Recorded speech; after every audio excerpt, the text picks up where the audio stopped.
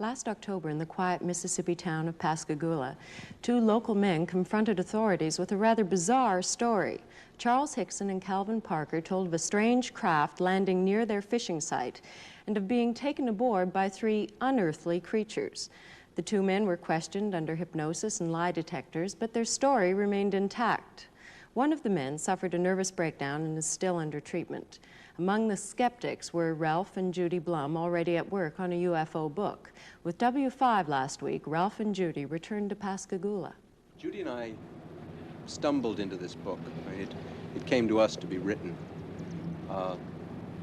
Suddenly we were in a wave of waves. UFOs were being seen across the country again. We were in what they call a flap. And people began experiencing things that they couldn't explain. Something was happening in our skies in the midst of Watergate, Agnew, the energy crisis, the Middle East. Something was happening and people couldn't understand what it was. We spoke about UFOs, but nobody really knew. And then it hit right here where we are. It hit Pascagoula. Charlie Hickson entered the news and we had a book to write. Something happened October of '73 that would go down in history. The spaceship came with many blue lights, set down near them in the night. Three little men came out and took them inside. They looked him over with one big eye. They say what they saw was the real thing, though. They were the ones that saw the Pascagoula UFO. We were sitting on the other side of the pier with our feet, you know, over toward the river, fishing in the river. And the fish still wasn't biting, so I told Calvin, I said, well, you know, we might as well go home. But I guess that was when I heard it. It was some kind of zipping sound. And when I turned around, in this area out here, about 40 or 50 feet out there,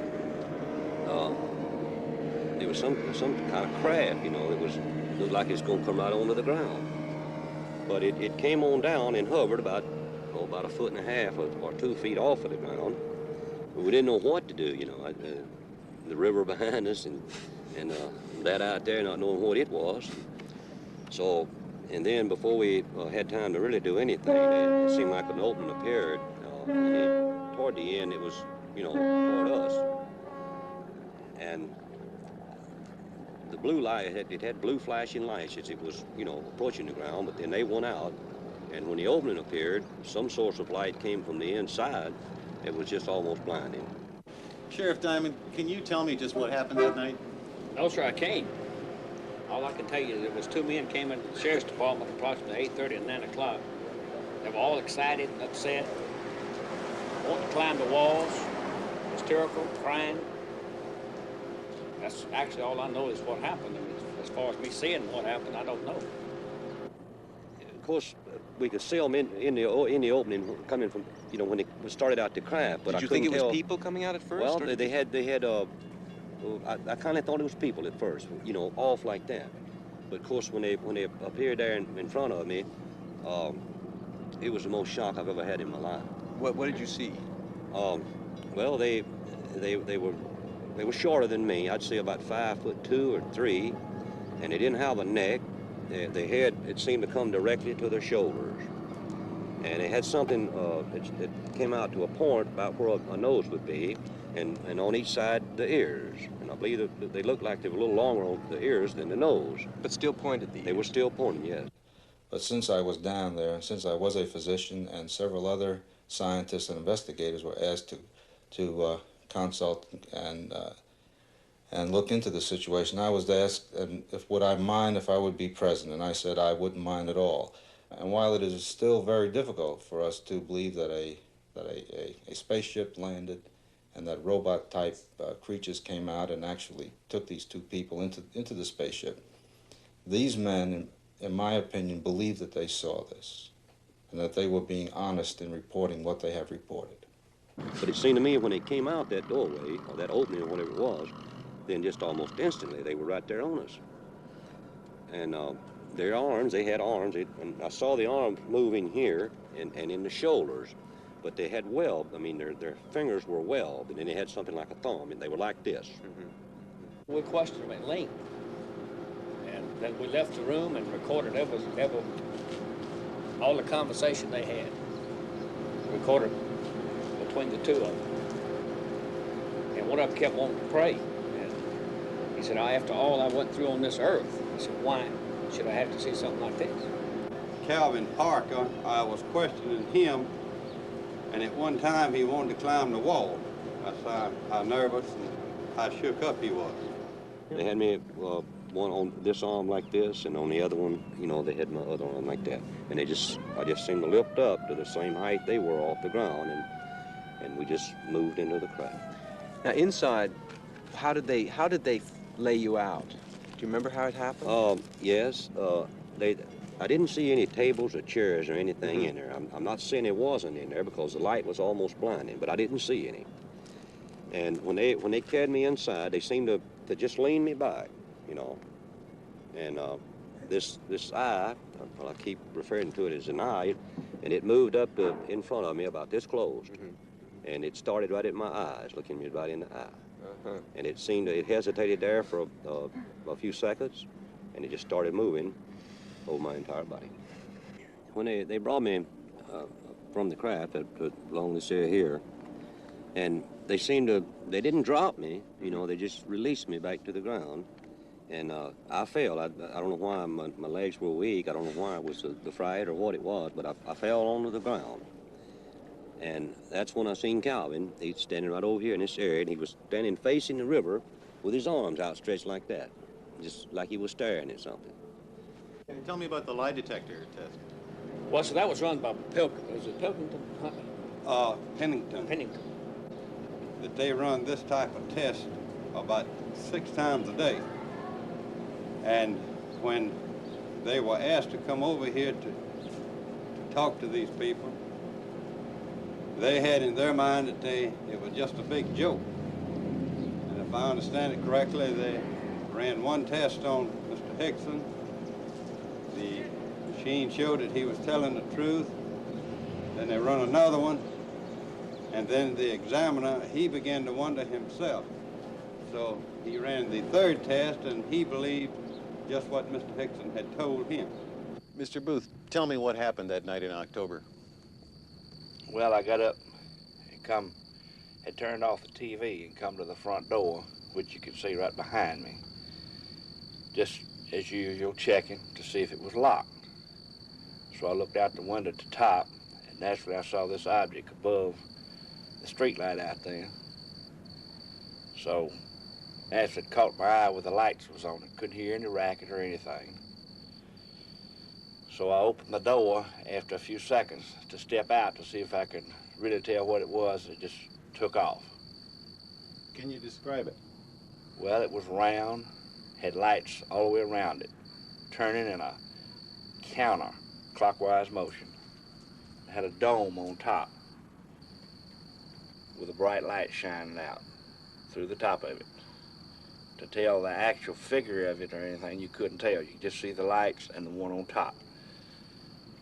When it happened to Charlie, the creatures, whatever they were, didn't communicate with him. Now, it's enough to say you saw a UFO to give you trouble these days in some towns. To be taken aboard is just a suspect idea. But somehow, if the creatures don't give you a message, you're just a touch less incredible. And Charlie says what he said and what we wrote about in the book. It was like they had a job to do, and they came and they did it. I think there has to be a reason why that Calvin and me was picked. Maybe because you could take it. Well, it might be. I don't know. I think that they know more of what's going on down here on this earth than we think. And I don't know, they might have been, you might say, looking for somebody that could, you might say, hold up under the strain and convince people that there is another world and there's some kind of life on that world up there. They were the ones that saw the Pascagoula UFO. You had coffee? Sir? Coffee? Yes, sir. You don't smoke coffee? No, sir. Thank you.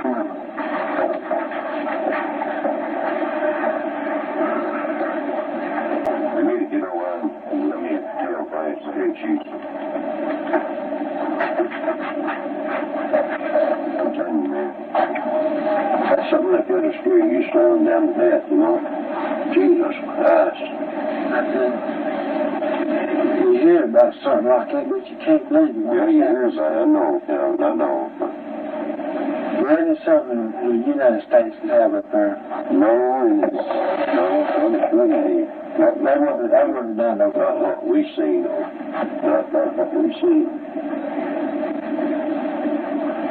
It's something, and the Air Force and all know it's up there, too, see. And this ain't gonna be the only time this gonna happen again. Until they... Hey, this shit's like had a heart attack tonight, ain't she? Well, I know. Someone down there, I know that scared me to death, too, so... I'm just laying there crying right now. I can't tell you. I know, but...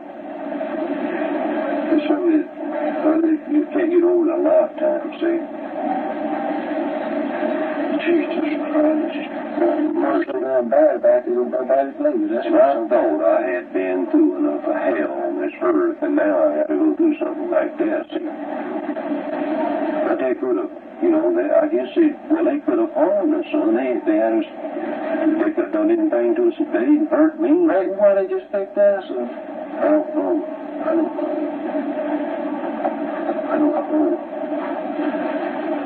I'm telling you, man, I couldn't take much more of that. I tell you, I know I'm going to better get some nerve pills or something, some doctor or something. I can't stand it. I'm about to go all the pace. I'll tell you about it when they get through us. We'll go by the burn. I'll get you something to settle you down with so you get some damn sleep. I can sleep tonight like it. I'm just laying there crazy. Okay, when they brought you out of that damn thing, and when you brought me out, well, I like to know when the hell, you know. God damn, I like to know when the hell got you straightened out, man. When they marked, I remember my arm, they just froze out just like that. I couldn't do it, just like I stepped on a damn rattlesnake. They didn't do me that way, though. I passed out. That's the first time I ever passed out in my life. And shut the new medical records. And I'm never seen them like that before in my life. Just how you can't make people believe that, though. I don't know, shit, you're going to believe it not, because I know. They better wake up and start believing. Damn right. They better wake up and start believing. Damn right. Listen, I've seen it. I can't figure out the damn door. You see how that door will come around on that side of the church? Yeah, I don't know how to open something. I don't know. I didn't see no door swing open. I don't know how to open. I don't know how to shit on it. All right, you see something. We look around, them damn blue lights and them some bitches are just like that, they come out. Yeah, I know. You can't believe it. You can't make people believe it. I paralyzed right there. I couldn't believe it. They won't believe it one of these days. They won't believe it one of these days. Might be too late. I knew all along they was people from out of the world up there. I knew all along. I never thought it would happen to me. You know yourself, I don't brag. I know that. I didn't say that. And you got accused of being on that boat and everything else, but I know I very little I drink. And I drank some while ago when I got out of that damn thing to settle my damn nerves. Hey, that's because I took you there. I told you what to do. I'll probably take me a couple of drinks when I get to the house and make me sleep. Tell you something, if I thought it had my nerves, I'd go drink something right now. When I get to the house, I'm going to get me another drink to make me sleep. I can't. There's something I want to do for you. Look, what are we waiting on? I got to go tell Blaine something. Or did it say we had to wait? I better go to the house. I won't sit here and get sick down the street. I'm getting sick right here and shit. I better go to the house. Wait a minute, let me go talk. That's somebody else.